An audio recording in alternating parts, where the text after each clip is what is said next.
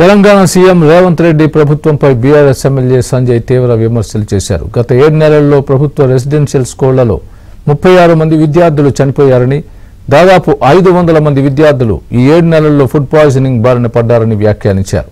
విద్యార్థుల మరణాలు కాంగ్రెస్ ప్రభుత్వం చేసిన హత్యలే అని ఎమ్మెల్యే సంజయ్ ఆరోపించారు.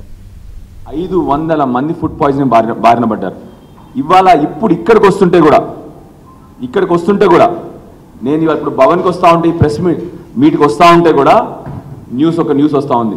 మహబూబ్నగర్ జిల్లాలో నాచర్ల గ్రామమో, సారీ ఆ గ్రామం పేరు నాకు సరిగ్గా రావట్లేదు, నాచర్ల గ్రామం అనుకుంటా, అక్కడ కూడా ఇవాళ విద్యార్థులందరూ ఫుడ్ పాయిజనింగ్తో హాస్పిటల్లో అడ్మిట్ అయ్యారని చెప్పి న్యూస్ వస్తుంది.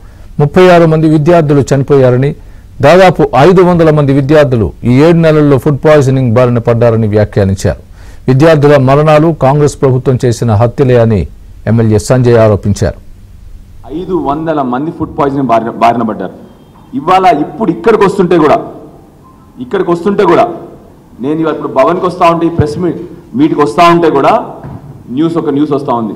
మహబూబ్నగర్ జిల్లాలో నాచర్ల గ్రామమో, సారీ ఆ గ్రామం పేరు నాకు సరిగ్గా రావట్లేదు, నాచర్ల గ్రామం అనుకుంటా, అక్కడ కూడా ఇవాళ విద్యార్థులందరూ ఫుడ్ పాయిజనింగ్తో హాస్పిటల్లో అడ్మిట్ అయ్యారని చెప్పి న్యూస్ వస్తుంది.